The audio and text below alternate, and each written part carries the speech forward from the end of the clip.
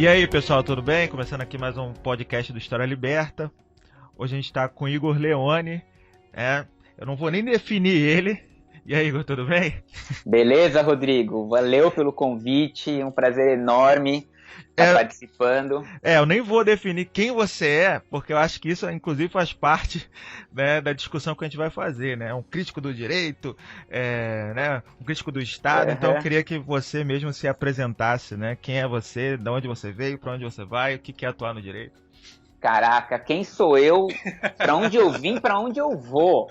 Olha os rumos que esse podcast vai tomar, cara. Bom, eu sou o Igor Leone, sou formado, né, de formação, eu sou advogado. Atualmente trabalho como editor de justiça do site da Carta Capital. E também sou militante, por acaso, do mesmo coletivo, da mesma corrente que o Rodrigo, que apresenta esse programa, que é o Subverta, uma Exatamente. corrente ecossocialista do PSOL. Em São Paulo aí tá começando, está sendo estruturada, e eu estou tendo o prazer de fazer parte dessa construção. E, bom, a minha jornada, quem sou eu, para onde eu vou, né? Depois de fazer direito, no final da faculdade, assim, eu fiz uma faculdade aqui em São Paulo, eu vou falar a verdade para vocês, uma faculdade muito elitista, assim, absolutamente nada a ver comigo, não sei como eu me tornei um comunista saindo dessa faculdade, mas é aquilo, às vezes a gente precisa tocar um extremo para encontrar o outro, né? Sim. E aí, acho que a minha jornada, assim, ela é bem marcada muito em 2011, quando teve Primavera Árabe, que aí virou o movimento Occupy Wall Street, que aqui em São Paulo chegou como Ocupa Sampa, que o pessoal acampou embaixo do viaduto do Anhangabaú, no centro, começou o que foi o Occupy Wall Street, só que versão São Paulo, né? Sim. E lá foi a minha escola, assim, foi onde eu fiz escola, porque eu convivi com a galera lá, fiz parte do acampamento e comecei a me envolver com ativistas muito radicais, assim, galera que eu só achava que existia em filme, pessoal que realmente se recusa a trabalhar, pessoal que vive do sobrevivencialismo urbano, galera Uhum. que mora de ocupação, Sim.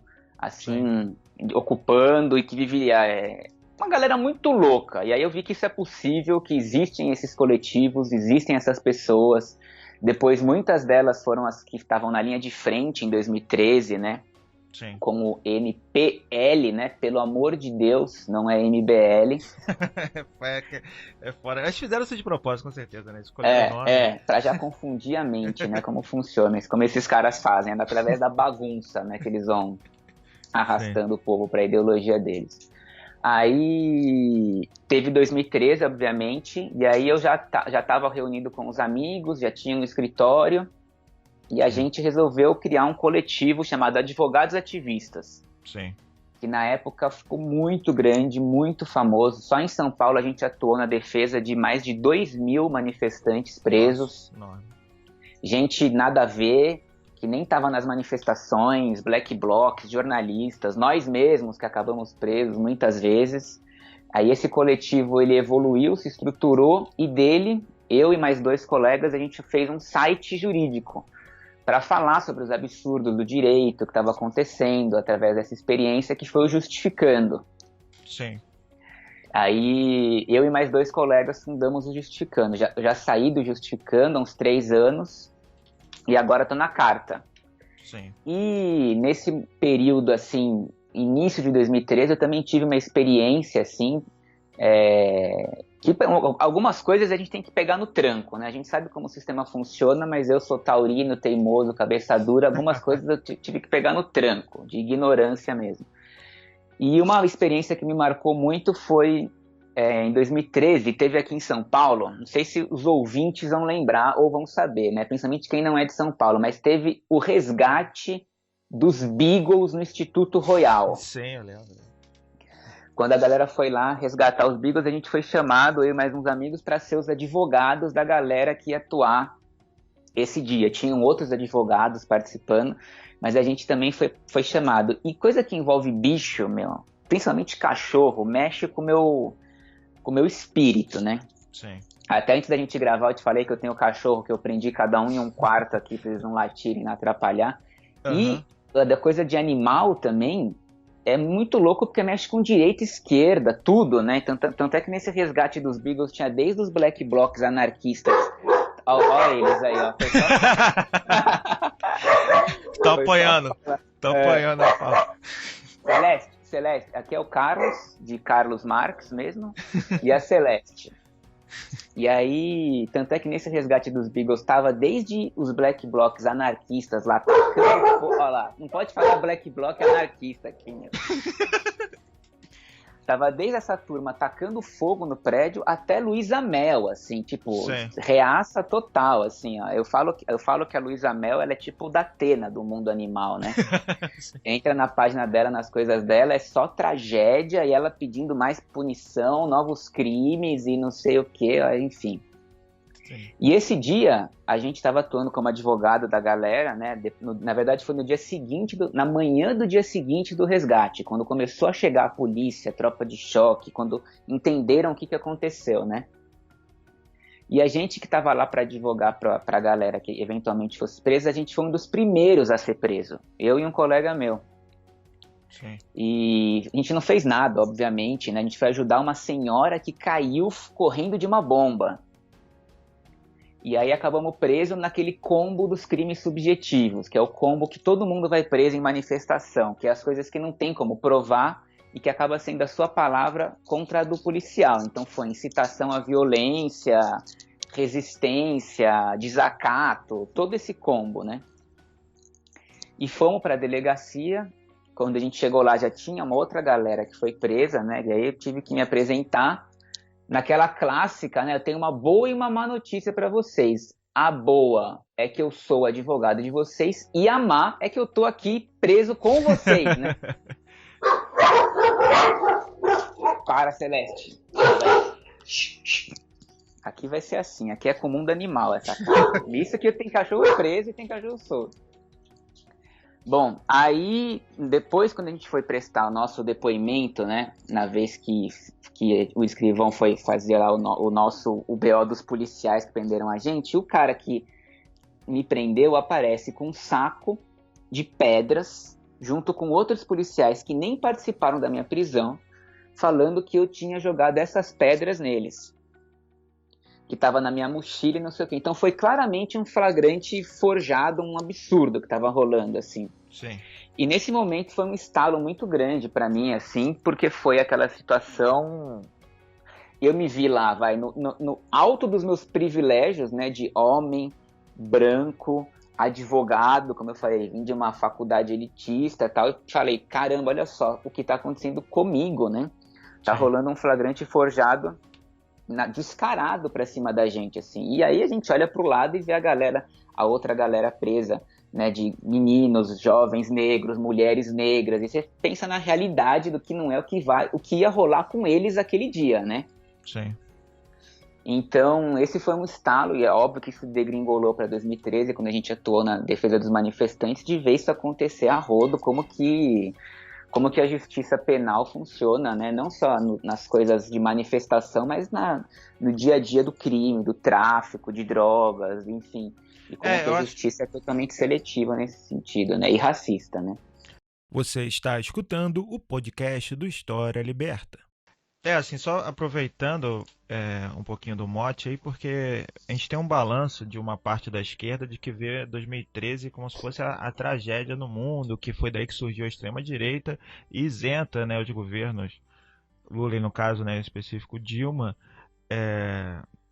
né, da responsabilidade também desse crescimento da extrema-direita. E é engraçado que eu refletindo aqui enquanto você estava falando, muitos ativistas, militantes, pessoas que estão buscando aí renovar uma visão crítica de mundo no atual período, muitas tiveram um papel importante em 2013 e depois também na jornada da Copa, ou também foram influenciados por esses processos, né? A Sabrina, inclusive, ela fala muito disso, né? De que até mudou o foco para o livro dela, que é o doutorado, a partir de 2013, a questão da jornada da Copa também.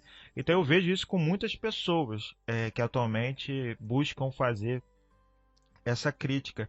Então, você avalia então que todo esse processo de ruptura de uma parte, né, de um senso comum de esquerda, ou pessoas que estavam se tornando de esquerda nesse processo, a partir de 2013, com a crítica pela esquerda ao governo Lula e à estrutura, foi importante para você? Como é que você avalia isso assim na influência, na sua trajetória e também nesse pós, né, de tentar criar uma alternativa mais radical que estava colocado, né? Porque na Aham. época não era isso, era o governo É, petista e acabou, né? exatamente. Eu também, para mim também, 2013 e depois, na sequência de 2013, quando teve o início dos atos contra a Copa, isso também foi, assim, determinante na minha vida, na minha formação, né? Eu falei que lá em 2011, no Occupy Wall Street, lá no Ocupação, aquilo foi a escola para mim, né? Sim. Quando chegou 2013 foi a faculdade, assim, foi onde eu me formei, assim, porque depois, principalmente com as manifestações contra a Copa, que a gente entendeu mais ainda como que funciona o sistema penal, né? E nesses atos, como que entram os anarquistas, os black blocs, a atuação deles, uma coisa que a mídia estava assim, pintando de outra forma, tanto é que a ideia de fazer o Justificando para convidar juristas, operadores do direito para escreverem, para a gente encontrar essas pessoas que são críticas ao direito e que trabalham Sim, com o direito para escrever, que foi muito importante, que o Justificando cresceu muito, né? sim. Por conta disso, da gente começar a ter reunido a galera que tem esse pensamento crítico do direito, tanto da nossa geração que estava sendo muito impactada por 2013, como a galera mais velha, já de outras gerações que já tinham as suas razões e a sua experiência para ser muito crítica ao direito, né? Tem juízes aí que Sim, vale muito a pena acompanhar, que são muito críticos, que são muito legais. O Valois sim. Luiz Carlos Valois é um juiz de Manaus que eu acompanho muito, um amigo meu. Ele é um cara super crítico, super da legalização das drogas, um cara que entende muito de anarquismo, muito. Ele é um puta estudioso de anarquia, assim. É um cara muito legal. Então existem juízes e juízes, né? Óbvio que a gente não pode achar que, que ter um juiz legal pode adiantar alguma coisa, porque ele está inserido numa estrutura que não é feita para ele conseguir ser legal, né? Sim. A estrutura é muito maior que ele, inclusive a estrutura persegue ele, né? Então, Vai perseguir os juízes progressistas, os juízes de esquerda, vamos dizer. então você acha que a tua experiência prática foi central aí para também redefinir a sua concepção teórica, digamos, concepção crítica? Digamos que isso foi. Com certeza, porque até porque eu não tenho experiência acadêmica, assim, né? Até emendando isso na minha apresentação, quem sou eu, de onde vou, de onde vim e tal, eu sou formado em Direito, sou advogado tal, passei na OAB ali como qualquer outro mortal, inclusive vários boletos atrasados da OAB aqui a serem pagos, mas não tenho pós, mestrado, doutorado, nada. Nesse sentido, assim, eu sou gente como a gente, então a minha experiência veio mesmo de atuação ativista na rua, em movimentos sociais e até hoje, assim, atuando para ativistas, para ativistas independentes, coletivos, agora, assim, entrando no Subverta, assim, pretendo somar com essa parte jurídica de atuação, porque da minha experiência é a experiência, né? Não tive nada acadêmico, assim, que me tornou crítico ao direito, sabe? Não, eu acho que isso é muito bom nesse sentido, porque É, eu vejo como uma característica positiva da sua trajetória, no sentido de que eu sou da história, eu imagino, eu tenho amigos que são do direito e eu vejo que o mundo acadêmico do direito é muito elitizado, elitista, e que tem uhum, quase que um modus operandi, uma maneira de se construir, que você tem que seguir ali certos rituais que é bem ruim, no sentido de que não abre tanto espaço para a visão crítica. é. Né, existe, óbvio, dentro das universidades, da academia, digamos assim, essa concepção existe, tem espaço, mas porque é tudo muito grande, né? O direito é muito É, grande, o judiciário é muito grande, mas é quase, é.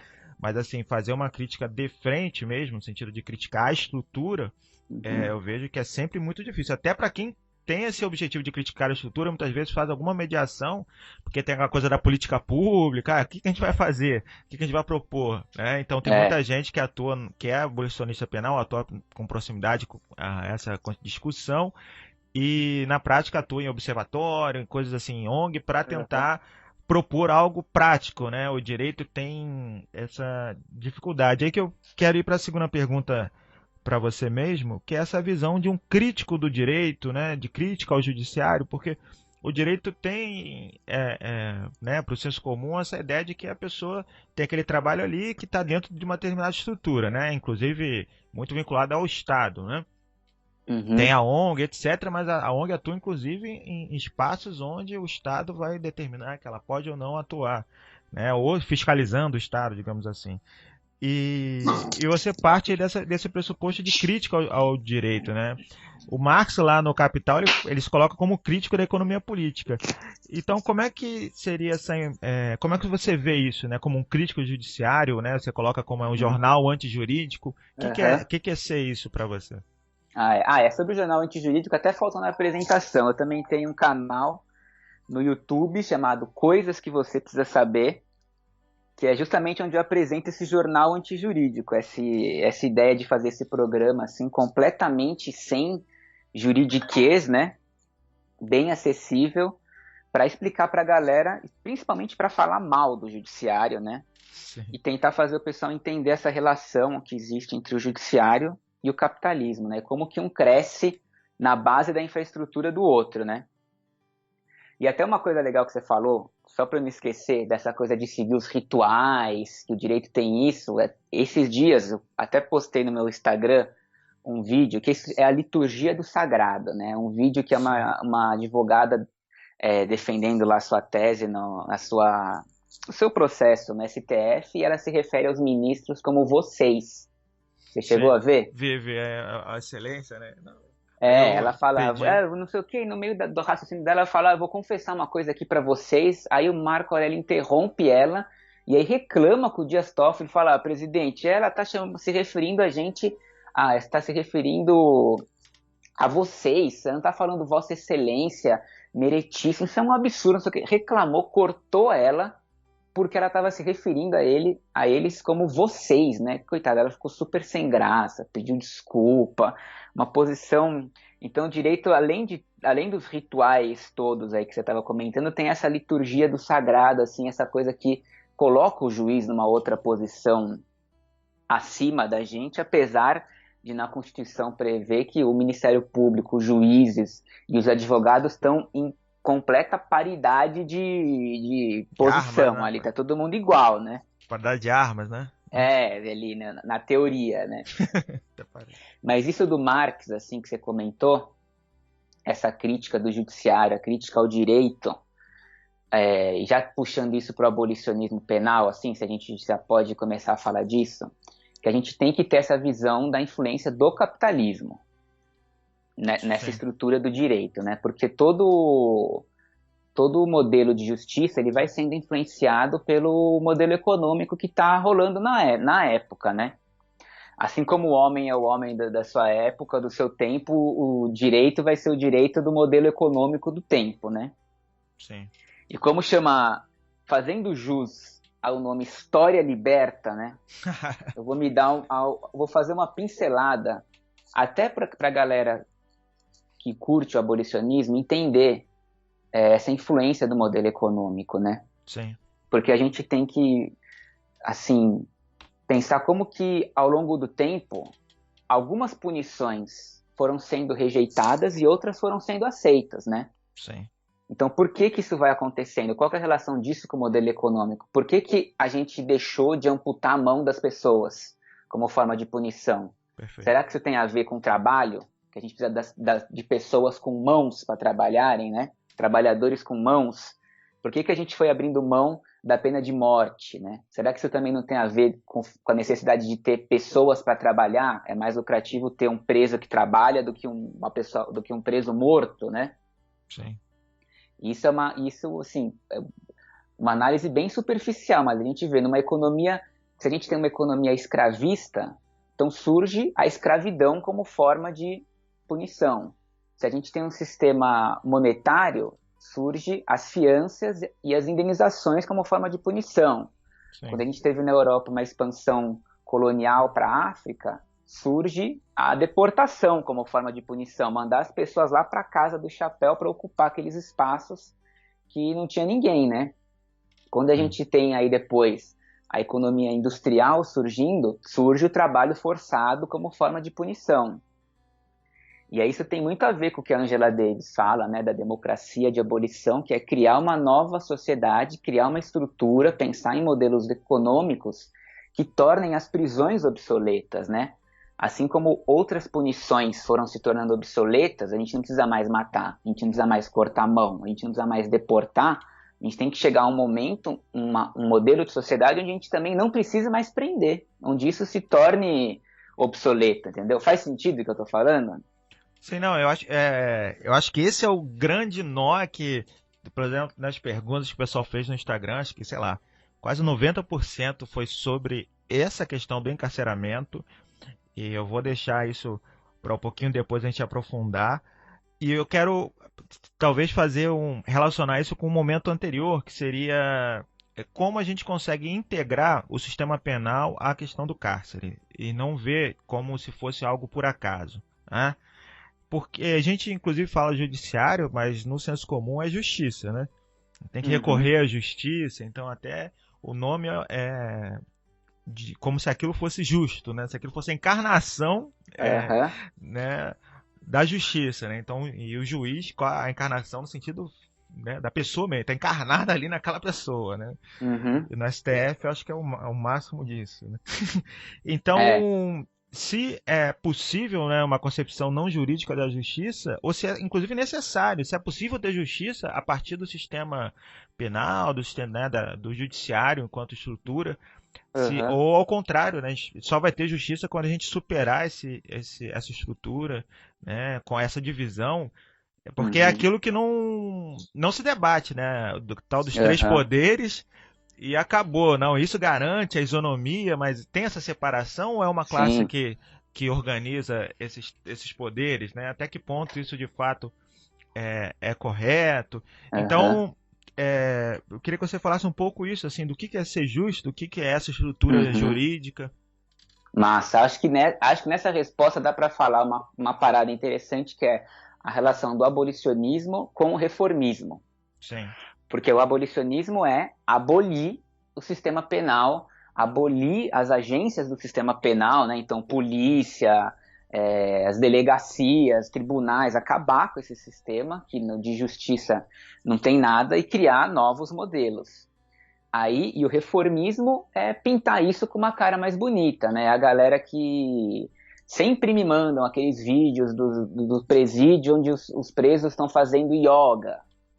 E Sim. olha só que legal essa experiência. São sempre exemplos assim pontuais, iniciativas pequenas, assim, de curta duração, num presídio também na Casa do Chapéu. Aí tem o preso que está fazendo yoga. Aí tem o outro que é um presídio que os caras estão tomando ayahuasca. Não sei se você já viu esse. Não, isso não.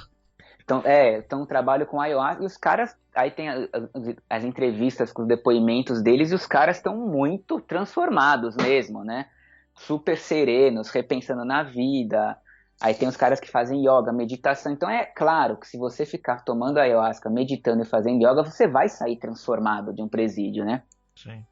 Só que você volta para a mesma estrutura que te colocou lá dentro, né? E no dia que essa pessoa sai, outras 10 estão entrando no lugar dela e outras 50 estão sendo presas pelo mesmo crime que ela foi presa quando ela entrou lá no presídio, né?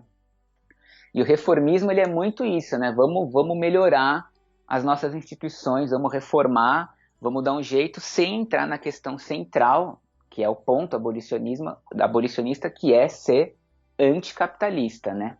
Sim. A gente vive num mundo, num sistema global imperialista, onde as prisões elas são a versão doméstica do imperialismo, né? O sistema de justiça penal ele é essa versão doméstica para atuar dentro de cada país, né?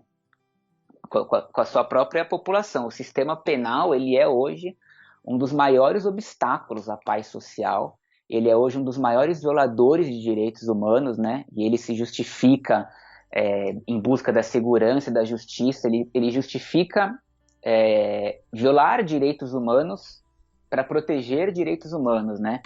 E isso é Sim. uma coisa que faz parte dessa razão punitivista que as pessoas têm que conviver com isso. A gente olha as prisões, aquelas coisas como o STF mesmo já definiu que são medievais, E a gente tem que fazer esse raciocínio maluco na nossa cabeça de aceitar isso como uma punição, de aceitar que isso é humano, né?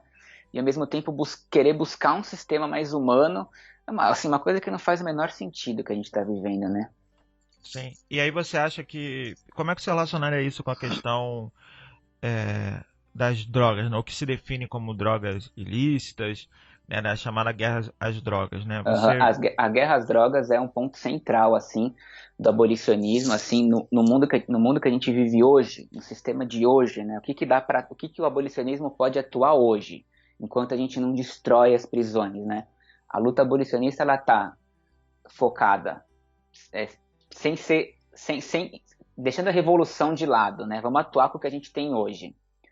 A luta é reduzir as sentenças, em âmbito mundial, né? Acabar com a pena de morte, acabar com a prisão perpétua, acabar com as solitárias e, assim, se tratando de Brasil, acabar com a guerra às drogas. A gente tem, assim, 3 frentes do abolicionismo centrais, né? A primeira vamos ser contra a construção de novos presídios.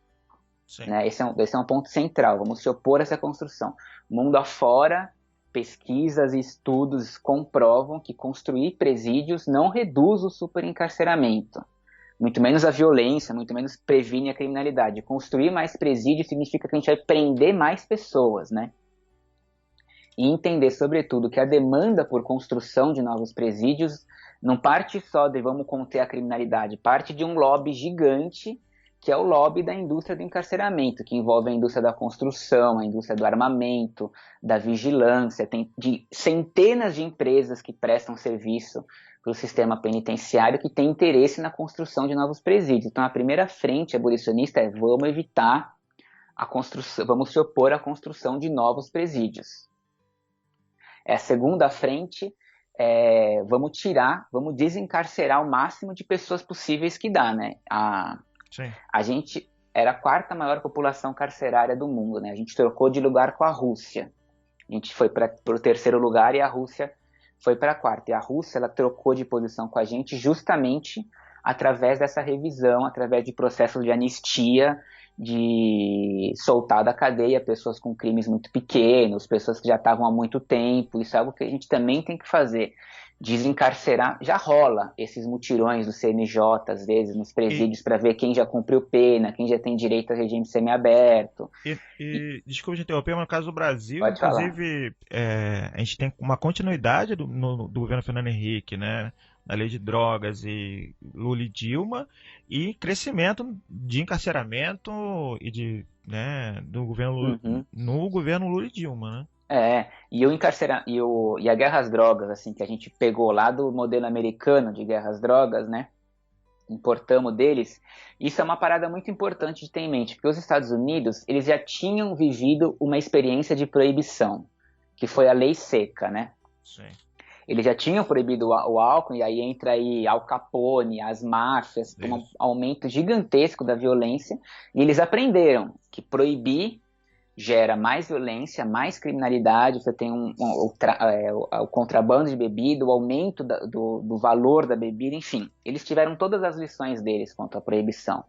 Só que o principal aprendizado deles é que uma guerra às drogas, seja ela qual for a droga, o álcool, no nosso caso, a maconha, a cocaína, enfim, o que seja, a grande lição a guerra às drogas ela é usada para gerir e controlar populações. Não tem nada a ver com questões de saúde, com preocupação da família tradicional brasileira, tem a ver com uma estrutura racista e classista de gerir as populações pobres, de gerir as populações negras. Esse foi o aprendizado deles, é isso que eles exportaram para o mundo, né? Você está escutando o podcast do História Liberta. Eu sempre converso quando falo com meus alunos da educação básica sobre esse tema, das drogas, pergunto para eles, vocês acham que as drogas elas são proibidas porque elas são mais fortes? Tipo assim, não, essa droga aqui é mais forte que a outra, então a gente vai proibir, porque se alguém usar essa droga vai fazer um efeito mais forte, mais intenso.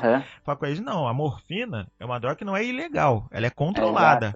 Né? Inclusive ela é extremamente forte e ela é necessária, por ser tão forte, para lidar com dores muito intensas, etc. Uhum. Só que ela é controlada.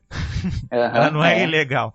Então, esse é um outro ponto interessante, que tanto do ponto de vista cultural, por certas drogas, aí tem a discussão sobre a maconha, né, na aham, relação cultural, quanto do ponto de vista do uso, né, uhum, específico em relação tanto com a lógica capitalista, no caso cocaína, ou também, né, uhum. de fruição, essas coisas. Então, se a gente for, né, avaliar, né, e tentando colocar um pouco como eu falo isso para os meus alunos, na prática não tem o critério está longe de ser qualquer tipo de discussão em relação à saúde, né? Eu falo para eles, ó, é Exatamente. uma drogaria. A drogaria ela Exatamente. vende drogas. Aham. A droga, como já disse Arnaldo Antunes, a drogaria ela é uma biqueira com CNPJ, né? Sim. Então, a gente vai conversando com as pessoas e criticando e fala assim, eu nunca parei para pensar isso. Então, isso eu acho que é uma questão muito difícil, porque o senso comum está muito arraigado da discussão de que as drogas são aquilo que se delimitou como ilegal e que aquilo Uhum. faz mal e que é coisa do Aham. demônio e que Exatamente. precisa ser destruído, ponto. E esse senso comum é tão anti Uhum. o real, assim, que se a gente for tentar avaliar um Exatamente. pouco, né, o quanto esse Uhum. discurso ele é completamente ilusório, deslocado da realidade de Completo. fato, né? Essa é uma grande batalha, assim, sobre a legalização das drogas, é uma grande batalha abolicionista que é reconstruir esse imaginário social, quebrar esses sensos comuns. Isso está falando das drogas, da morfina, de drogas pesadas e não sei o quê. Tem um livro muito massa que eu indico para todos os ouvintes do História Liberta que chama Na Fissura, que é de um cara chamado Johan Hari, que ele faz um estudo animal sobre a guerra às drogas, mas principalmente pesquisando assim o que tem de mais avançado no que se refere ao vício. Ele quer entender o vício, né, o que gera o vício. E aí ele traz dados muito loucos, assim, quando a gente pensa em drogas pesadas, principalmente nós aqui em São Paulo, que a gente tem a Cracolândia, né? A gente pensa no crack. Sim, E nesse livro ele mostra que as estatísticas sobre o estudo do crack, das pessoas que usam crack, 20% se tornam viciadas, né? E degringolam para uma situação que é o que a gente vê na Cracolândia, a pessoa na rua, sem família, totalmente jogada e tal. Então você vê que até para uma droga extremamente pesada, que a gente concebe como sendo crack, a taxa de pessoas que se viciam é de 20%. Só que a gente pinta esses 20% como sendo o 100%. sim, E quando a gente imagina crack, usuários de crack, como eu disse, aqui em São Paulo principalmente, a gente já imagina a Cracolândia. sim, Aquela galera na rua jogada, fora de si, assim, pessoas hiper traumatizadas, muitas questões de saúde mental também envolvidas, pessoas, enfim, perdidas mesmo, que não são de São Paulo, não tem ninguém aqui. Então é muito louco desconstruir esse imaginário, porque o que a gente faz com o crack é como se a gente pegasse essas gerações de crianças que estão nascendo e começasse a ensinar para elas que as pessoas que bebem álcool, né, que bebem, a imagem que elas têm que ter disso é de um bêbado na rua, fazendo xixi, pelado, trombando em todo mundo, sendo violento, né? Sendo que a gente sabe que a sim, sociedade inteira bebe, e quando a gente imagina a bebida, a gente não imagina essa cena. A sim, gente imagina um momento de confraternização, imagina como a TV mostra pra gente, momentos de futebol, de praia, de mulheres perfeito. na balada, como são aquelas propagandas de cerveja clássicas, né? Essa é a imagem que eles vendem da cerveja, que é como a vida é. Tem muita violência envolvendo álcool, né? Muita questão de violência doméstica, acidente de trânsito, tem uma realidade com o álcool, mas a gente não pinta o álcool dessa forma, né? E quando se trata de drogas, maconha, seja qual for, a gente pinta a realidade mais absurda possível, que não é a realidade da maioria das pessoas que usam essa droga, né? Sim. E aí vai construindo esse senso comum que fortalece esse sistema penal, né? E aí Exatamente. eu queria te perguntar sobre esse ponto da questão que se relaciona com isso, né? Que é a função da prisão. e como que a esquerda realiza esse debate. Eu digo a esquerda do ponto de vista amplo, né? Pessoas que se identificam como de esquerda, se dizem de Aham. esquerda, e mesmo em partidos socialistas ou não socialistas, a gente ainda tem, eu acredito que é uma visão majoritária que vê a questão da prisão como solução para Exato. questões sociais, né? A Uhum. gente vai ver assim, tem que prender, É. vai para cadeia, fulano é corrupto, vai para cadeia, criminaliza certos tipos de ações que a gente acha errado como solução, né, que a gente discorde, né, práticas sociais, Uhum. etc. E eu queria perguntar para você sobre esse ponto específico, sobre a função da prisão, e que se a prisão é alternativa à transformação das práticas sociais. Uhum. É, Acho que tem estudos específicos sobre isso, até que ponto criminalizar certas práticas avança ou não, ou quem que vai Aham. preso quando, né, Aham. É, uma determinada exatamente. prática é realizada. Eu acho que a Angela Davis ela coloca isso muito bem sobre a discussão no Mulheres, Raça e Classe, sobre a questão Uhum. do estupro, por exemplo, sobre Uhum. como a Constituição, Constituição no sentido não Constituição legal, a formação de um Aham. certo imaginário da questão do estupro teve vinculada ao homem negro e uma maneira Sim. de criminalizar esse homem Uhum. enquanto no imaginário, e que isso foi forjando uma certa legitimidade para punições Aham. a uma certa classe social.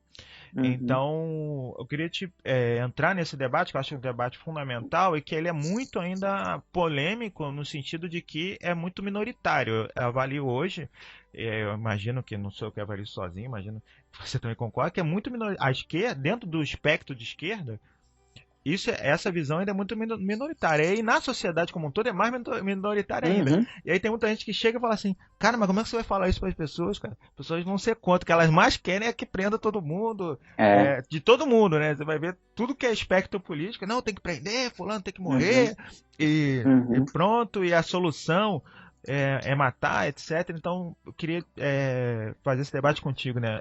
A função da prisão e como conseguir questionar essa ideia da prisão e criminalização como formas de superar certas práticas sociais, né? Uhum. Cara, primeiro, ótima pergunta para eu começar. Vários pontos a serem abordados, mas essa questão da esquerda, né? Eu também compartilho dessa sua visão de que o debate abolicionista na esquerda, ele tá meio embrionário, né?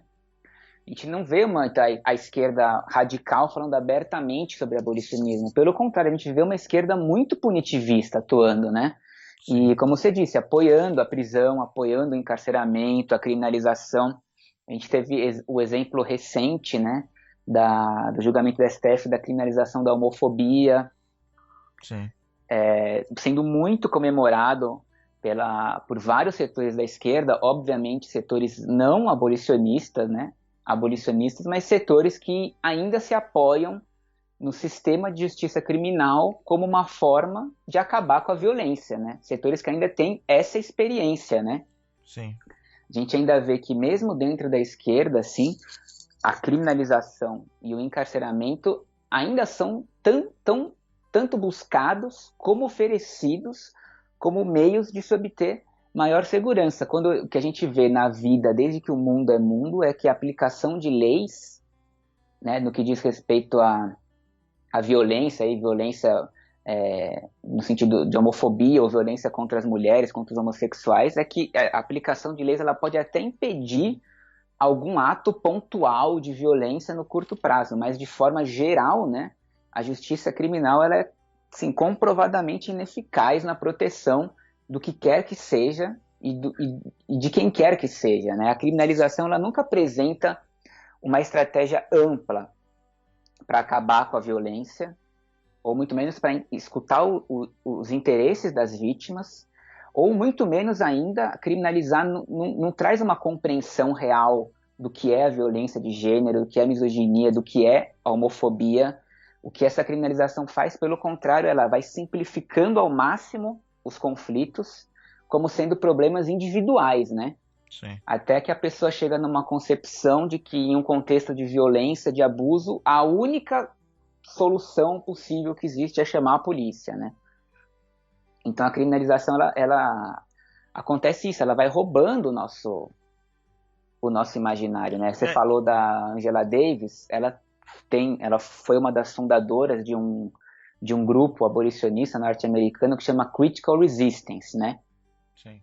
Que ela tem muito esse debate sobre a criminalização da esquerda punitivista, essa busca de encontrar resposta no encarceramento. Ela fala muito sobre a violência de gênero, que você falou do estupro e tal. E ela defende que a gente não pode defender, né, um sistema de justiça penal que é machista, que é racista, que é classista e que é homofóbico. A gente depender desse sistema para defender esses interesses, a segurança das mulheres e de pessoas homossexuais, né? Entender que, além da violência em si, o sistema, a indústria prisional, ela é também uma fonte de violência gigante contra comunidades e contra comunidades que já são oprimidas, né? Mas o mais importante da criminalização, que é um debate que também sinto muita falta na esquerda, é quanto mais criminalização você tem, então, por exemplo, o feminicídio também. A gente teve o exemplo da homofobia e do feminicídio recentes no Brasil, né? Um ponto fundamental que a gente precisa entender é que quanto mais criminalização, mais a gente fortalece o sistema de justiça penal. Então, quanto mais crime a gente cria, mais crime a gente... Né? Oi? Dá mais poder para eles, né? Exatamente. Isso significa necessariamente, vou repetir, necessariamente que mais verbas, mais orçamentos, mais financiamentos públicos vão sendo canalizados para a polícia e para as prisões. O que significa, de novo, necessariamente que verbas, orçamentos e financiamentos públicos de programas sociais vão ser cortados. E são esses programas sociais que resolvem de fato a violência, né? No caso aí da violência contra a mulher, quanto mais a gente dá força para a polícia, para as prisões, mais a gente tira dinheiro de programas sociais, tipo construção de abrigo para a mulher, construção de habitação pública. Esses são exemplos de medidas que efetivamente são capazes de ajudar as mulheres a escaparem de relacionamentos abusivos e violentos. A gente não foca nisso e foca no encarceramento. Então a gente não vai nem na base do problema e nem numa compreensão social do que é a violência de gênero. A gente foca na solução aí que dá mais voto, que é vamos prender, que é essa cartilha que o capitalismo, que o sistema oferece, que é a prisão.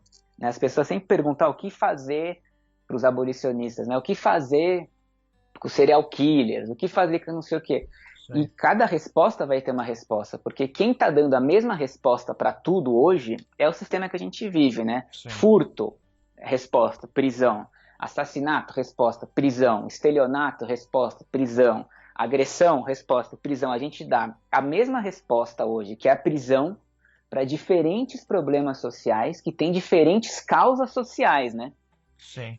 A única coisa que não tem diferença nenhuma é a classe que a gente foca a atuação da justiça penal, que são os pobres, que são os negros, que são quem tem menos recursos para se defender, enfim. E mulheres negras. Esse debate da criminalização, de novo, trazendo o gancho que você falou da Angela Davis, da violência contra a mulher, isso é muito importante, porque no Brasil, de 2000 para 2016, o encarceramento feminino cresceu 700%, ao passo que o encarceramento masculino, nesse mesmo período, cresceu 300%. Então a gente está encarcerando muito mais as mulheres e as mulheres negras. Sim. Então lembrar que quando a gente fortalece o sistema penal, ainda que através da criminalização de violências contra as mulheres, o feminicídio, a homofobia e tal, lembrar que são as mulheres negras que estão sendo perseguidas por esse sistema.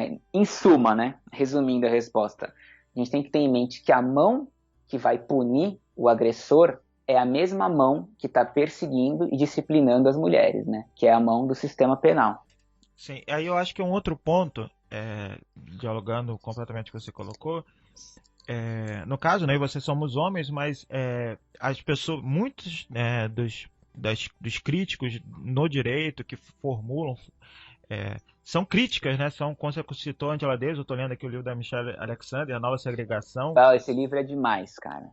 que trata dessa transição das leis de Jim Crow nos Estados Unidos, né? E como isso se relaciona com a estrutura do sistema penal como um todo, né? Uma nova tecnologia, digamos assim, para conseguir controlar os setores da classe trabalhadora. Porque no caso dos Estados Unidos, eles tiveram a segregação, tipo a apartheid, basicamente porque os negros são minoria. Então isso era viável financeiramente e politicamente. Já no Brasil, eles são maioria. Então você busca construir outras formas de segregação espacial e desse crescimento do encarceramento absurdo também, que é importado, né, digamos, né, essa forma de se atuar. Então o que eu queria colocar para você poder falar um pouquinho sobre, fala assim, esse debate é coisa de esquerda cirandeira, que está fora da realidade, que eu acho isso um maior absurdo do mundo, assim, pessoas que falam isso é porque nunca não conhecem toda a discussão de direitos humanos, nunca foram numa prisão, sei lá, não tem noção do que é esse debate na classe trabalhadora real, né, daquela que mora em favela, digamos assim, né, porque tem uma classe trabalhadora abstrata na mente das pessoas. Mas a real do cotidiano são as mulheres que estão lá na fila, né, para visitar os seus companheiros, filhos, etc. E são aquelas que estão, como você disse, presas, né? E que estão sofrendo isso cotidianamente, como parte da estrutura de vida. Eu vejo isso com os meus alunos e alunas, né? De quantas pessoas próximas a eles ou da sua própria família foram presas, assassinadas, etc, etc. É uma outra relação completamente diferente com essa questão do sistema penal e como eles vivem no cotidiano, de poder, quantos já tomaram duras, quantos têm medo de andar na rua, etc, etc. Então, eu acho que esse para mim é um dos principais absurdos, sabe? Que eu fico muito indignado de que, como se esse debate fosse um debate, sei lá, elitista, de classe média. Falei, assim, quem fala isso não tem a mínima, no mínimo conhecimento do que é classe trabalhadora, o que é a prisão, o encarceramento e como isso impacta a vida dessas pessoas. Né? Aqui em São Paulo a gente tem a Frente pelo Desencarceramento de São Paulo, tem a Amparar, tem a Pastoral Carcerária, e recentemente, que teve a data que se relembrou, né, os 27 anos do massacre do Carandiru, teve um ato na Sé, que eu fui, inclusive com uma turma do Subverta, que a gente está fortalecendo muito esse debate do abolicionismo também para dentro do Subverta aqui de São Paulo, e essas organizações, elas são formadas essencialmente por ex-presidiários, por mulheres dos presos, familiares dos presos. Então você vê que é um debate que de elitista, assim, né? Não tem nada de esquerda cirandeira, não tem nada. É muito quem está na linha de frente do que está acontecendo, pessoas que já foram vítimas, familiares, porque é o que você falou, ó, nos presídios masculinos, a fila são as mulheres ali para visitar. A gente tem em São Paulo uma cultura, no mundo inteiro, né? Uma cultura de fazer os presídios cada vez mais isolados da cidade, né? Então vai ficando cada vez mais difícil para as famílias visitarem. Então você prende a família junto, né? Você destrói laços familiares, laços de amizade, relações de emprego que existiam. A prisão de uma pessoa, ela impacta uma comunidade ali que vive junto, tanto de família como de pessoas próximas, né? E são essas pessoas que estão construindo o debate abolicionista, né? Então eu também não vejo como esquerda cirandeira, como são essas pessoas que estão fazendo ação direta quando vai ter construção de presídio, que vão lá para fazer ação direta para impedir construção, são essas vítimas do sistema. Então nisso eu também compartilho, acho um absurdo quem fala que é esquerda cirandeira. E o processo... até, desculpa de interromper, acho que até a Sabrina ia gravar sobre isso, eu vi ela postando esses dias. Até esse termo é um absurdo, né? De que a ciranda é como se fosse uma coisa de classe média, né? Tipo assim, não, nós somos os grandes revolucionários, vamos destruir o Estado. Eu falei, você destrói o Estado como ato irracional, que você não pensa, né?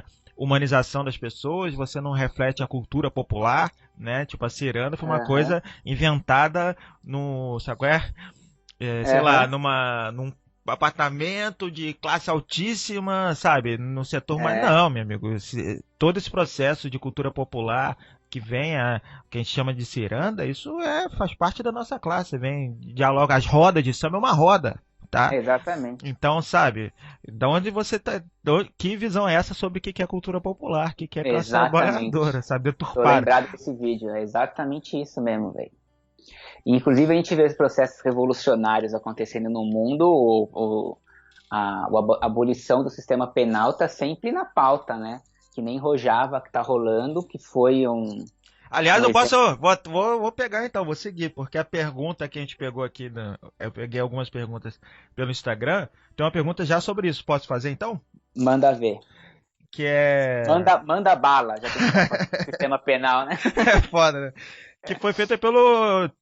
parece até que a gente combinou, mas eu não combinei, com o Thiago Ávila Brasil, que é o Thiago Ávila, que mandou mensagem lá pelo Instagram e pediu para você comentar um pouco da experiência de Rojava e os métodos socialistas de resolução de conflitos, como é que isso está sendo, essas experiências, práticas também, da gente conseguir propor alternativas. Acho que a gente tem experiências, que a gente parar para pensar, né, o que são as experiências indígenas, sobre mediação de conflitos, a questão da sociedade sem Estado. Então a gente tem outras formas de sociedade que pensam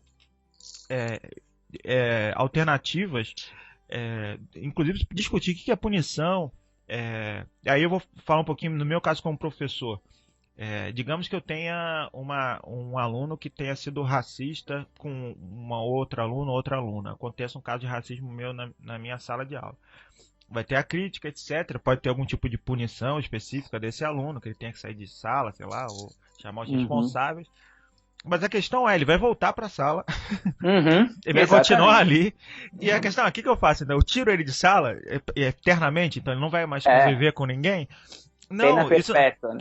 Não tem solução nesse sentido. Então o sentido que eu tenho ali é conseguir, no cotidiano, nas práticas, ele de fato deixar de ser racista, ou ser o menos racista possível, digamos assim, caso ele não consiga superar essa prática. Então... eu acho que a prática libertadora, uma visão libertadora de educação, né, de pedagógica, eu acho que também se relaciona muito nesse sentido, né, de você ter que lidar com a questão do ponto de vista estrutural. Exatamente. Então não centrar no indivíduo, no sentido de que aquele indivíduo está reproduzindo certas práticas que muitas vezes podem beneficiar ele individualmente, digamos assim, no sentido das relações de poder, mas que fazem parte da própria relação da estrutura dessa sociedade, né? Que está reproduzindo aquilo, até como forma de afirmação mesmo. A gente vai ter, por exemplo, alunos meus que se reafirmam, porque eu tenho um amigo, eu chamei até de amigo, um aluno meu do 6º ano, que ele ficava assim, não, eu não dou mão para homem, que a gente foi fazer uma roda e não queria dar a mão para nenhum, eu não dou mão para homem, não. Eu fui lá e peguei a mão dele. E foi ele, não, professor, não quero. Aí segurei a mão dele e falei, não, qual o problema? Não sei o que, pra quebrar isso. E eu vi que tinha muito isso da família dele, talvez da relação com os familiares, com o pai, ser mais distante. Então, isso vai se formando desde ali. Desde a infância dele, e agora continua, né, no 6º ano, aí, né, entrando daqui a pouco para a adolescência.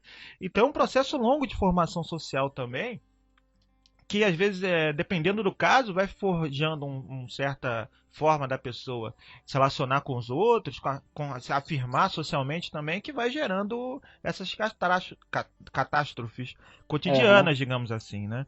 Então, e aí, dialogando com isso, né, como é que a gente constrói novos métodos e qual é essa experiência de Rojava pode demonstrar possíveis resoluções de conflitos por outros métodos, né? Cara, vou falar várias coisas, hein? Sim. Primeiro, essa história que você está falando do aluno que comete um ato de racismo e vai voltar para a sala, é isso que a gente está comentando do sistema penal, que pega o conflito e reduz de forma individual, e não é uma compreensão do que é o racismo, do que é... Todos os conflitos vão sendo na esfera individual, né? Isso que a gente tem que desconstruir, acho que é aí que entra a educação como uma ferramenta essencial, né, cara? Eu tava até vendo... Tá me ouvindo? Tô, pode falar. Ah, tá. Eu tava até vendo no outro dia um vídeo de esses vídeos de internet aí, cara, que era um professor que ele encontrava um aluno, é com essa história aí que você contou da ciranda, da roda aí, da ciranda, vai, que o Sim. teu aluno não queria participar e tal, que ele conta de um caso de um aluno que aparece para ele e super emocionado e fala, professor Rodrigo, vai, vou usar o Aham. teu nome. Fala, professor Rodrigo, você mudou minha vida, não sei o que, você não lembra de mim. E o cara meio que não lembra. Ele fala, não, teve um episódio na minha vida que foi transformador. Aí o professor não lembra e fala, me conta o que, que foi, eu não tô lembrado. Ele falou que foi um dia que o cara tava na aula e ele pegou um brinquedo de um amigo e roubou mesmo. Quis roubar um brinquedo de um amigo, pôs na mala dele e tal. E no fim da aula o amigo percebeu que esse brinquedo estava faltando. E falou, alguém roubou meu brinquedo, pipipi, popopó, e o professor o Rodrigo foi lá, fechou a porta e falou, a gente vai descobrir com quem que tá esse brinquedo. Eu vou revistar o bolso de todo mundo para achar com quem que tá esse brinquedo. E aí que o aluno que tinha pego o brinquedo começou a suar frio e falou, meu, acabou, ferrou, ele vai me descobrir, pipipi, popopó. E aí o professor virou e falou, então, mas para fazer isso, todo mundo tem que ficar de olho fechado e eu vou um por um no bolso da galera e vou ver quem que pegou o brinquedo. E todo mundo fechou o bolso e ele foi de um em um procurando o brinquedo no bolso de todo mundo até chegar no aluno que tinha pego, tirou o brinquedo do bolso dele, como se nada tivesse acontecido, continuou, né, revistando todo mundo.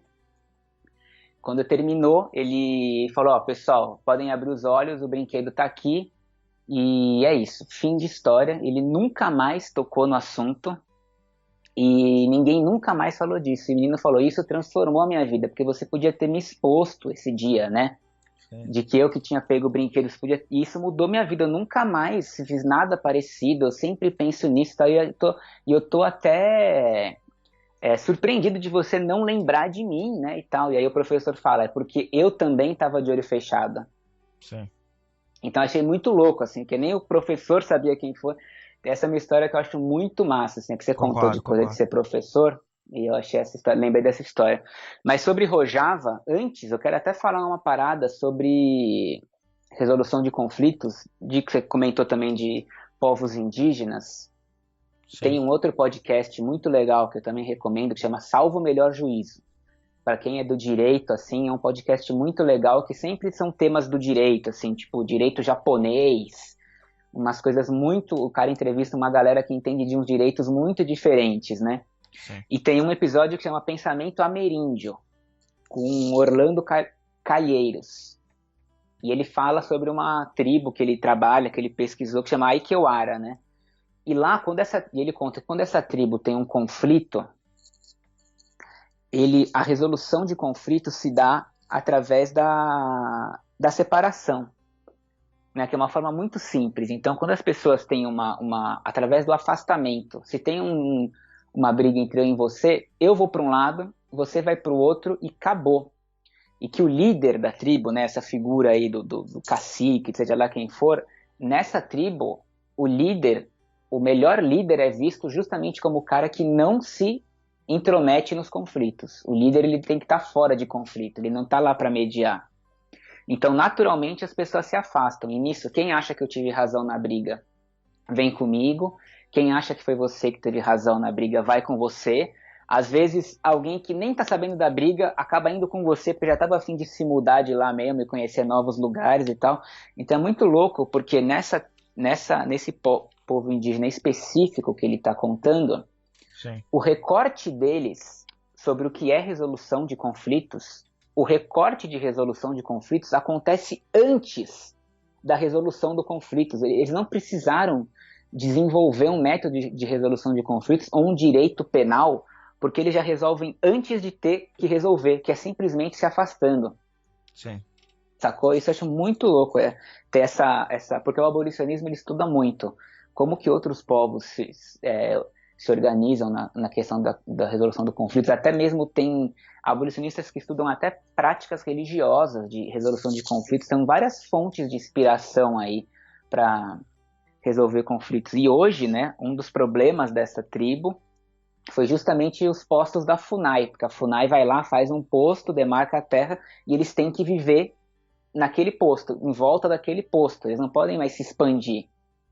E isso é que começou a dar os verdadeiros conflitos lá, porque uma vez que eles não podem mais se expandir, quando tem uma Ficam briga, separados. eles estão tendo agora que aprender como resolver, já que eles não podem mais simplesmente se afastar e deixar o tempo curar as feridas, ou simplesmente se encontrar numa ocasião de festa, de casamento, seja lá o que for, que rola um reencontro meu e seu, e a gente vê que a questão foi superada por nós dois, enfim, tá tudo bem, entendeu?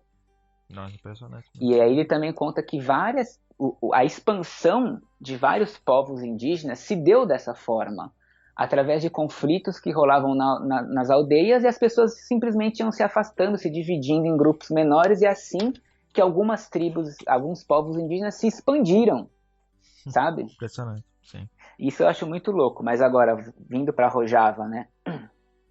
Rojava é esse bolsão curdo ali, especialmente entre Turquia e Síria, né? E rolou a Revolução de Rojava em 2012, e eles vieram, aboliram o sistema penal, aboliram a polícia, eles são altamente militarizados, né? Quando você pesquisa as fotos da galera de Rojava, eles são altamente militarizados, mas não é um estado policial. Até porque não tem estado, né? Eles estão se organizando em comunas mesmo, né? Comunismo. E outra coisa legal que é importante ter em vista, um contexto histórico, né? Porque a realidade material dá as condições do que vai rolar, né? Os curdos, eles já tinham uma organização cultural de tribos, né? Uma relação tribal. Então, Sim. quando ocorre uma revolução nessa região e você quer organizar as pessoas em comunas, em distritos, em vilarejos, as coisas já estão meio pré-configuradas, sacou? Porque já era da organização deles essa questão tribal, né? Sim. Isso dá um bug na nossa cabeça quando a gente pensa assim em grandes cidades, como é aqui o caso de São Paulo, né? Uma mega cidade. Como que a gente ia se organizar em comunas? As pessoas não têm essa proximidade. A gente mora em bairros onde a gente não conhece as pessoas do bairro, por exemplo, né? Eu fui pra La Paz uma vez e eu tava andando assim, acho que foi. Não sei se foi em El Alto, tava indo pra. Não lembro o lugar que eu tava indo, e eu sei que várias vezes aconteceu isso, de eu passar assim num lugar e ver uma reunião de pessoas assim, eu falei, o que é isso? E aí que era a auto-organização deles mesmo, né? Dos Aham, indígenas, que eles se geriam ali, eram áreas assim que eram da coisa do poder comunal, que eles se auto-organizavam mesmo. Sentava ali a exatamente. galera e já estavam acostumados a.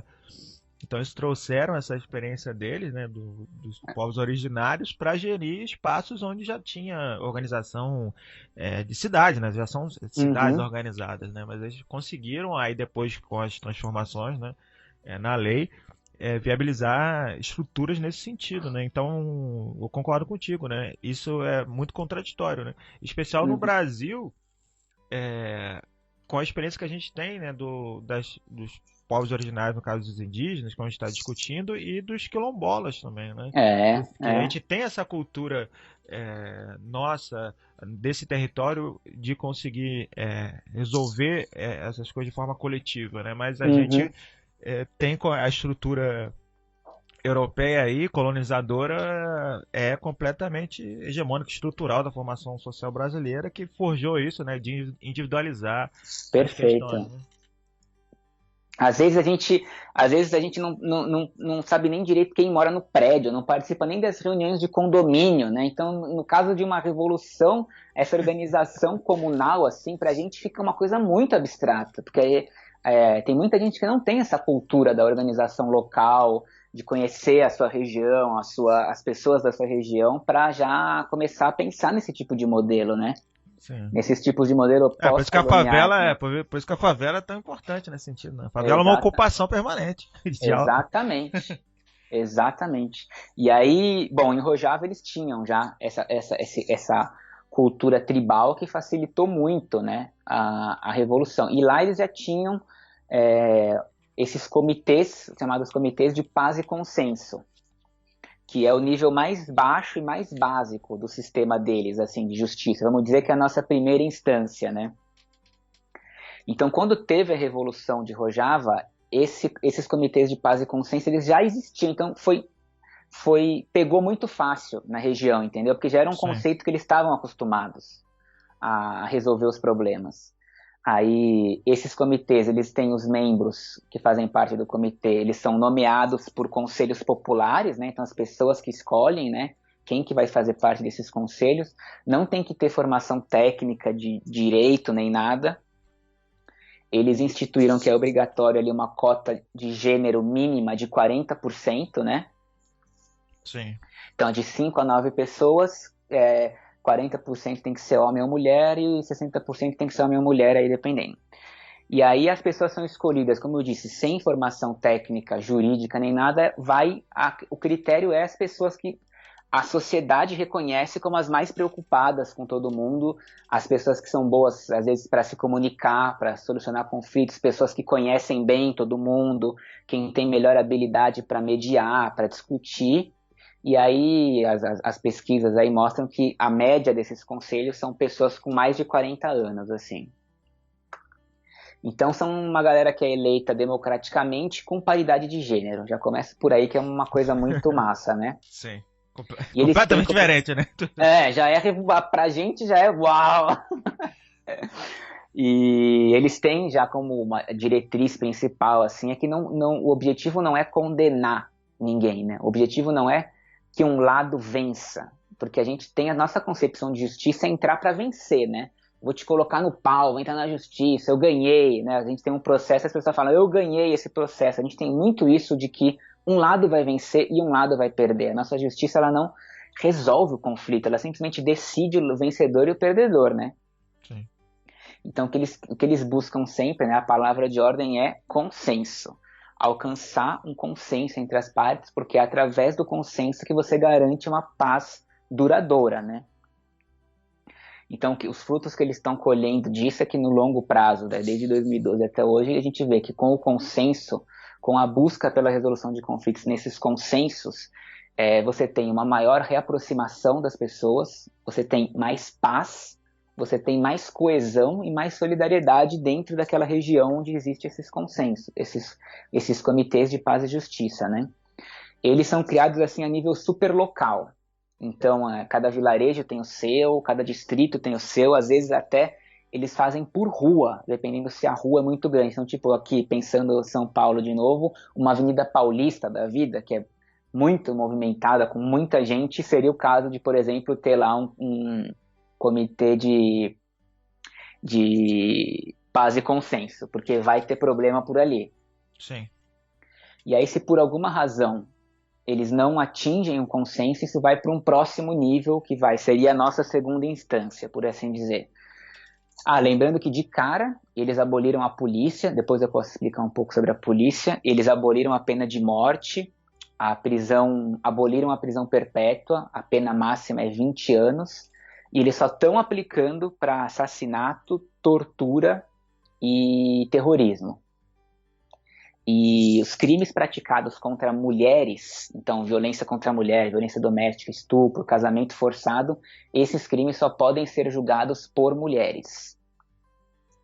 Isso também é um diferencial bem massa.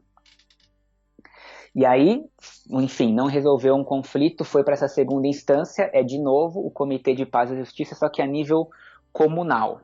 Então eles têm duas instâncias ali para tentar resolver no consenso esses conflitos. Aí tem uma terceira instância, que aí são os tribunais populares, que quem faz parte são os juízes, né? Não precisa ser jurista, né? Mas são os mediadores que são nomeados pelos conselhos de justiça de cada região. Então está funcionando assim, e a gente está falando de um contexto de um lugar que está em guerra, então é muita violência, muita fome, pensa que é muito crime, é uma estrutura muito... Eles estão no meio de regimes historicamente muito violentos, que é Turquia, que é Síria, Irã, Iraque, e eles implementaram isso lá. Então isso é uma grande chama de esperança assim, para qualquer abolicionista, para qualquer revolucionário, porque foi num contexto muito de violência, inimaginável que eles conseguiram fazer uma abolição de um sistema penal numa revolução ali deles, né? Sim, Então, a gente tem muito que se inspirar em Rojava, assim. E aí eu acho que, para fechar aqui as perguntas que eu peguei duas do Instagram, mais duas, né? Que eu acho que eu vou juntar numa só, que tem a ver exatamente com isso, né? A pergunta aqui do Felipe Brahim o abolicionismo penal propõe quais outras práticas? Imagino que ele esteja se referindo, né? Uhum. Que práticas aí tem, ele continua seguindo aqui, mas que é essa discussão, né? O que fazer como uma política de transição, digamos Uhum. assim, né? O capitalismo não vai acabar de uma hora para outra, apesar de a gente gostaria que Aham. fosse assim fosse. E o Theo, com dois Os no final, perguntou como se organiza o judiciário numa sociedade sem prisões. Então, acho que talvez tentar. Você já avançou nesse debate no sentido do programa do abolicionismo penal, do que é, do ponto de vista prático, mas aqui eu acho Aham. que no senso comum e das pessoas em geral, que sejam ou não da área do direito, tem essa preocupação, tá? Mas aí, hoje em dia, numa sociedade capitalista, com divisão de classe, divisão social do trabalho, exploração do trabalho, etc, etc, como a gente organiza novas práticas hoje, né? Que medidas de Uhum. transição a gente pode fazer, né? Aham. Eu acho que essa pergunta das mídias de transição dialoga bastante com aquilo que eu estava falando, daqueles passos abolicionistas, que é lutar com o que a gente pode mudar hoje, que é a questão da pena de morte, da prisão perpétua, das penas muito altas, guerra às drogas, principalmente, fazer essa revisão das penas, ampliar a anistia, mandar para casa quem está cumprindo penas muito baixas, quem já cumpriu muito, acho que tem toda essa questão da revisão e principalmente diminuir as razões que levam as pessoas a serem encarceradas. E aí o principal fator é a guerra às drogas, né? A gente hoje no modelo capitalista que a gente tem hoje, a gente tem que acabar com a guerra às drogas. Essa já é seria uma grande vitória, né? Em questões abolicionistas, não é uma vitória assim contra o capitalismo, a revolução anticapitalista, não derrubamos o judiciário, mas a gente diminui muito a população carcerária do país, a gente fortalece muito as comunidades negras, a população negra, as mulheres negras, porque estão sendo vítimas desse massacre, né, em andamento. Mas essa pergunta, né, quais vão ser as práticas novas, né, no abolicionismo? Como que as coisas vão funcionar? Essa é a pergunta que é o que a gente estava conversando até antes em offline, que não tem resposta. Que é isso que, por enquanto, deixa a galera que começa a estudar o abolicionismo, que eu falei. A galera que estuda o abolicionismo se divide na galera que está muito empolgada, bora fazer a revolução, e nos desiludidos que falam, ai meu Deus, não tem resposta. Porque a resposta só vem com um novo sistema, com uma nova sociedade. É aquilo que eu estava falando de como que as penas, o sistema penal, ele é completamente adaptado ao modelo econômico que a gente tem. Sim. Então a gente tem que pensar um modelo econômico, um modelo de transição, uma nova sociedade, e aí, inclusive, que em grande parte entra a nossa militância, nossa mesmo, ecossocialista, Sim. nossa de nós três, que tem Tiago Ávila nessa história também, dando pergunta, que é fazer essa transição, principalmente, como a gente defende, através do ecossocialismo, para um outro modelo de sociedade, onde a gente vai ter um novo sistema penal, se é que vai precisar ter, e a partir disso a gente vai ver que práticas que podem ser postas que a gente pode criar, porque novos crimes podem surgir e muitos crimes vão desaparecer, mas Sim. principalmente buscar acabar com esse nosso imaginário, né, descolonizar o nosso imaginário para formas de resolução de conflitos através de consenso, escutar os interesses da vítima. Cada vítima tem uma necessidade, né? Tem Sim. crimes que para uma vítima ela quer o bem de volta, supondo que foi o roubo de um bem, supondo que é uma agressão. Tem vítima que só quer um pedido de desculpas, uma retratação pública, sei lá. Cada vítima quer uma coisa, cada sociedade que também sofreu aquele crime quer uma coisa e ninguém é ouvido, porque a resposta de todo mundo que a gente tem hoje, a resposta para tudo é a prisão, que não funciona, não reabilita, não previne a criminalidade, não combate a violência, não faz nada, é um depósito de gente, né? Hoje no capitalismo, as prisões são um depósito de gente, porque antes do capitalismo, né, quando a gente tinha ali um mercantilismo, as prisões eram as chamadas casas de correção, né, casas de trabalho e casas de correção, onde a gente mandava todo mundo. A gente mandava os criminosos, as prostitutas, os imigrantes, os órfãos, pessoas com problemas mentais. E o objetivo dessas casas era já ir adestrando as pessoas ao modo de produção capitalista, né? Trabalhar. Sim. Então, adestrar as pessoas a ter uma rotina de trabalho, a receber ordem, a fazer a mesma coisa o dia inteiro, que é um tédio. Tipo, você teve que adestrar uma massa de pessoas que estavam vindo do campo para a cidade para fazer um trabalho que elas não queriam, que elas não estavam acostumadas, para receber pouco em condições merdas de vida, né? Então, foi um processo muito longo de adestramento, que foram essas casas de trabalho e de correção, que viraram os presídios que a gente tem hoje. Só que hoje a gente tem um exército de reserva gigante, né? De desempregados, de subempregados, de precarizados. Então acaba que o presídio hoje perdeu até essa função de transformar as pessoas em trabalhadores, em adestrar para o trabalho, né? Muito, e que teve influência da época, aí você historiador sabe muito mais do que eu, que teve influência aí do protestantismo, do calvinismo, que deu essa base intelectual para justificar o trabalho como uma forma de salvação, de ser melhor na vida e tal, né? O trabalho... Sem querer, né? Mas o agora do trabalho liberta. Não é o trabalho. É não tipo a página inimiga da sua no Instagram, trabalho liberta. Aí, então hoje a gente até perdeu totalmente essa função que um dia já teve do trabalho, que já era um absurdo, já é escroto pra caralho. Hoje, depósito de gente, porque também, por uma grande parte do empresariado, nem interessa também que os presos trabalhem, porque vai ser uma mão de obra mais barata ainda do que o cara já tem lá fora, né? Sim. Então também nem interessa muito que eles trabalhem, porque vai competir com a mão de obra de fora, que tem direito trabalhista, que quer dizer, nem tem direito trabalhista mais agora, né? Não tem nada. Então virou depósito de gente. A gente tem que pensar de novo. Angela Davis é a pessoa, meu. Como a gente vai tornar as prisões obsoletas? O que mais leva as pessoas a serem encarceradas hoje? Guerra às drogas. Acabou com a guerra às drogas, você já tornou um ponto da prisão obsoleto, que é prender por causa de droga, né? Crimes contra a propriedade, tem lá nas prisões? Tem muito. Como que a gente resolve crimes contra a propriedade? É acabando com a propriedade? É distribuindo a propriedade? Como que a gente vai tornar a questão dos crimes contra a propriedade obsoleta, né? Sim. Questão do racismo, que você comentou lá do seu aluno. A gente tem que ter uma educação, uma compreensão, uma atuação social ampla sobre o que é o racismo para a gente, enfim, acabar com o racismo, para tornar, mais uma vez, no sentido do racismo, as prisões obsoletas, porque a gente eliminou o racismo. Então a gente tem que pegar... isso, e aí, desculpa te interromper, primeiro isso é mais difícil superar o racismo, o machismo, a homofobia, do que superar o capitalismo. Isso, superar a propriedade é mais fácil, só que em certo sentido um depende do outro, não tem como você lutar na sociedade atual, tudo é uma mesma engrenagem, né? Ela se retroalimenta. Então,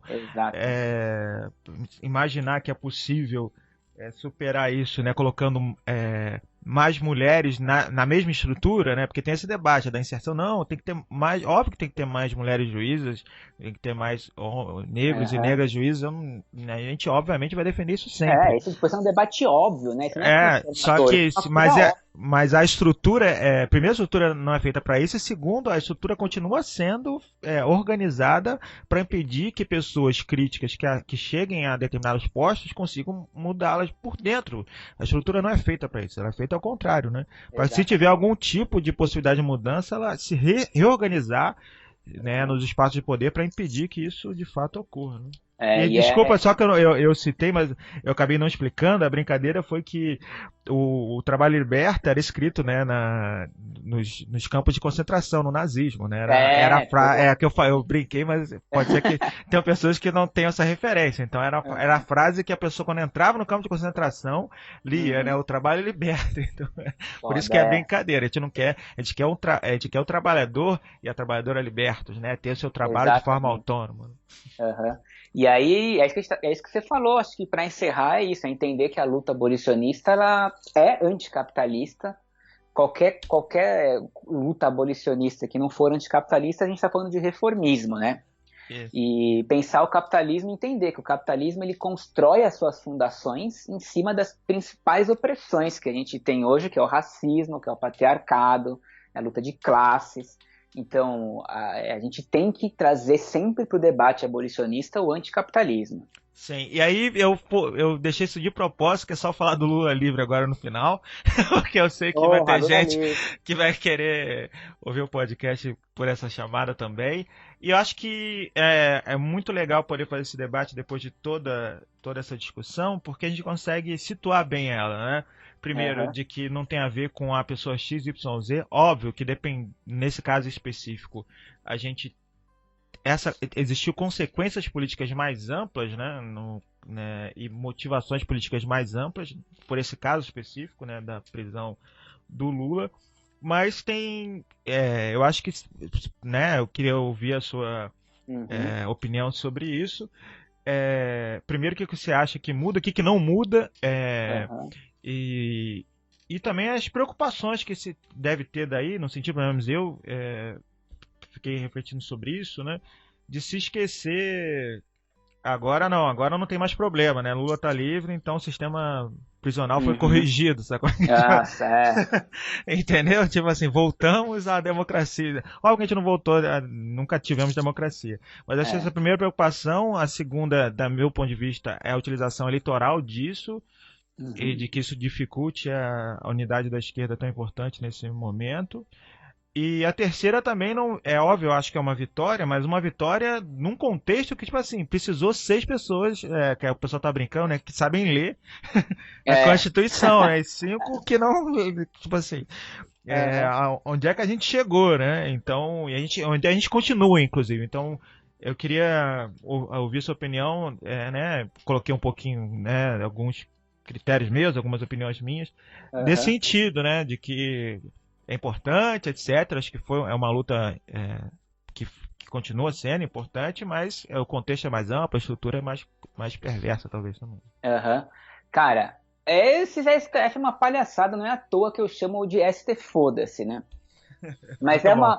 é uma vitória no sentido de, pô, estamos interpretando uma parada que nunca devia ter sido mudada, que é a questão da prisão só com trânsito em julgado, né? Já está escrito na Constituição de forma literal, como você mesmo falou, precisou de 6 pessoas para ler aquilo, né? Simplesmente. Mas é aquilo, é uma vitória dentro do sistema que a gente vive, né? Não, segue aí o encarceramento em massa, segue o sistema penal, segue o judiciário, seguem lá os 11 homens brancos julgando, né? 9 e 2 mulheres brancas julgando também, todos ali católicos, classe média altina, classe média nem é isso, eles são ricos mesmo, a elite da elite, o 0,01% mais rico do país, com o seu salário lá de 40 mil reais. E a gente se vê numa situação lamentável, né? Que é ficar torcendo para algum deles interpretar certo uma coisa, assim, né? A gente assistiu o STF, assim, é deplorável, é tragicômico, cara. E eles já tinham decidido, né, sobre a prisão em segunda instância. É a terceira vez que eles decidem isso, porque de 88, com a nossa Constituição, até 2009, a prisão em segunda instância era permitida. Aí eles corrigiram isso em 2009, e aí depois mudaram de ideia de novo em 2016. E agora, em 2019, corrigiram de novo, que não pode prisão em segunda instância, só em trânsito em julgado. Então você vê como que o STF, meu, é uma parada assim, insegurança jurídica total, né? Não é porque eles decidiram isso hoje que vai ser assim. Daqui 5 anos pode mudar de novo com uma A outra Globo News já interpretação. tava colocando, não, porque vai mudar. Fulano e Beltrano vão se aposentar, então o Bolsonaro pode indicar outro, pode ter uma Exatamente. pressão popular para mudar. Exatamente. Outro contexto político se apresenta de pressão popular, midiático, de uma nova Lava Jato, de Lula preso de novo, um novo Lula, e de querendo. O Congresso já está articulando agora emenda constitucional para mudar, para ter a prisão em segunda instância. Então Mas é não é uma porque. pergunta, pergunta mesmo. Porque como é que seria mudando, fazendo uma PEC, isso pode ser retroativo? Porque teoricamente não. Pô, é isso que Não eu queria pode te. ter mudança Então que pode prejudique. pegar. A mudança da PEC não pegaria o Lula nesse caso. Ou Assim, não? é Como é que é? engraçado. Isso eu não. Eu fiquei vendo essas alternativas e falei, Uhum. a interpretação depende. Eu não sei como é que seria, né? Uhum. Aí é uma pergunta mesmo. A interpretação acho que até abre espaço para mudou, aí volta. Com certeza. Mas Que é a coisa da jurisprudência, mas no caso do STF não é só jurisprudência, né? Tem acórdão, tem força, né, de lei. Mas no caso de uma nova lei, da mudança da Constituição, tem até a coisa de se é cláusula pétrea ou não, mas no sentido mas aí não poderia voltar. E até para explicar, as pessoas, muita gente me perguntou sobre isso, se você puder analisar, avaliar um pouquinho isso, né? O que poderia mudar, né? Cara, eu sempre falo, direito é um braço da política e vice-versa, né? Então as coisas não têm resposta, pode fazer o que quiser. A gente fala, mas lá tá escrito que na jurisprudência, dane-se. Eu acabei de dar o exemplo do STF, voltando atrás 3 vezes essa decisão da segunda instância que vai e volta ao calor do momento. É Lula, então vamos prender o Lula. Então prende e molda o entendimento da prisão em segunda instância.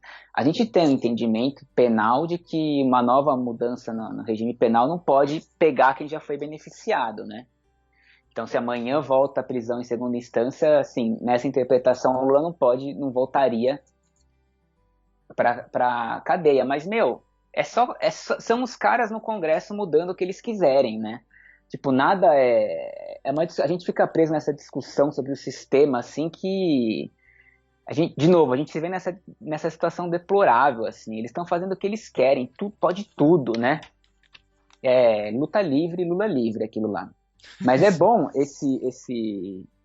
esse momento que a gente teve da prisão em segunda instância para mostrar como que, se eles mesmos que decidiram que podia prisão em segunda instância em 2016, eles mesmos decidem agora em 2019 que não pode, isso lança um olhar para a gente ver como que nesses 3 anos a gente viveu abertamente em estado de exceção, né?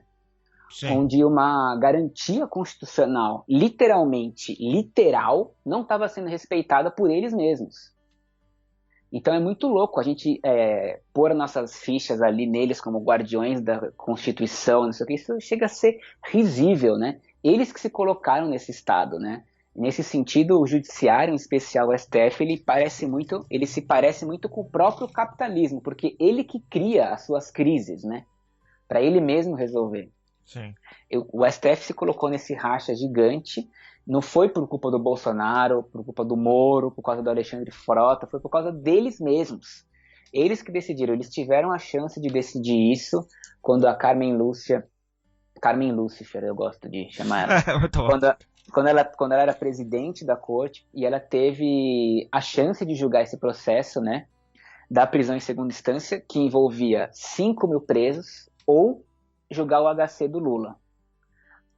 Com medo da prisão em segunda instância cair e soltar o Lula, ela escolheu julgar o HC do Lula, colocou todo mundo para julgar o HC do Lula. Então eles escolheram julgar um processo pela capa e não pelo conteúdo. Vamos julgar a situação de uma pessoa em vez de julgar a situação de 5.000 e decidir uma coisa que é uma interpretação literal da Constituição, né?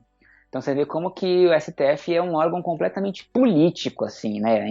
Indicação política de caras com trajetórias políticas. O Alexandre de Moraes, o jardineiro paraguaio, nosso último a entrar, ele foi de tudo que é partido. Ele foi do DEM, do PMDB, do PSDB, enfim.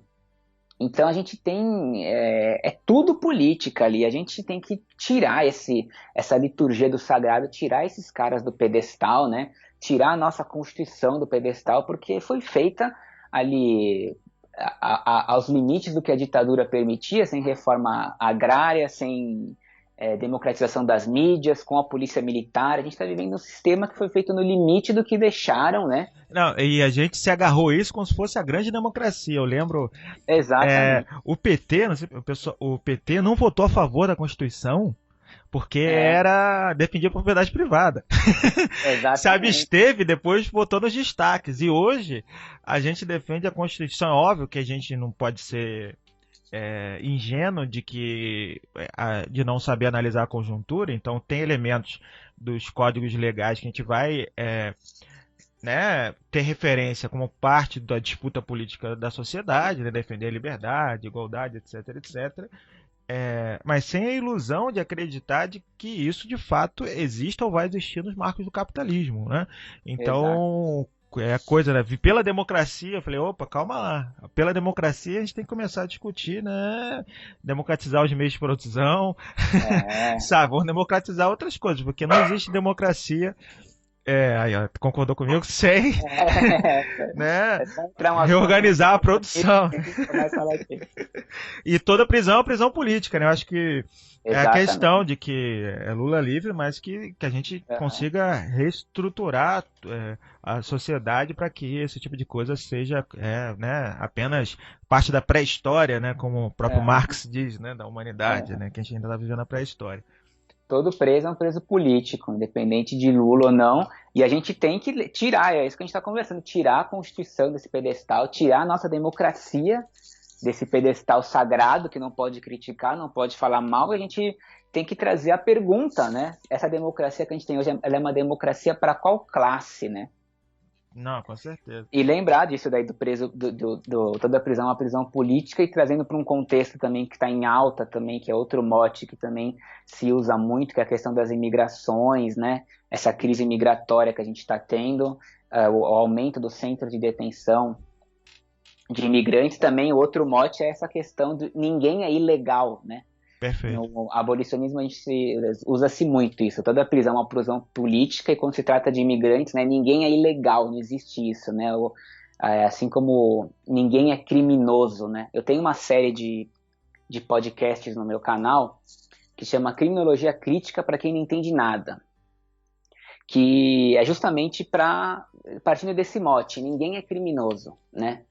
E Perfeito. para você entender esse raciocínio de toda prisão, uma prisão política, como que se constrói o criminoso, quem determina quem é criminoso, né?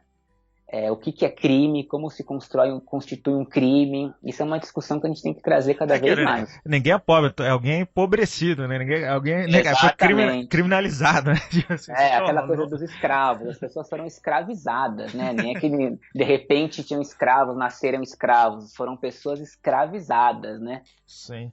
Igor, eu queria muito te agradecer, cara, pela participação aqui no nosso podcast do História Liberta. Foi sensacional. Fico muito feliz de estar contando contigo aqui no nosso episódio. Queria pedir para você fazer suas considerações finais, divulgar os seus canais, né, suas áreas de atuação aí que você já deu a palhinha no início e te agradecer enormemente aí pelo nossa conversa aqui de hoje. Cara, eu que agradeço, muito obrigado. Eu fiquei muito feliz de participar, muito feliz com o seu convite de uma página que eu já acompanhava antes. A gente já se paquerava ali por inbox, sempre trocando uma ideia, curtindo o negócio um do outro, mandando dica de livro, tirando dúvida. A gente já estava ali na nossa paquera antes, mas eu curto muito o seu trabalho também, uma página Obrigado. grande, importante, que ensina, que tem humor, enfim, é muito massa. Agradeço muito e deixar aqui também o registro do meu canal, para quem não conhece, coisas que você precisa saber, essencialmente aí falando sobre o judiciário, falando mal sobre o judiciário, tratando novos pontos de vista sobre o sistema penal.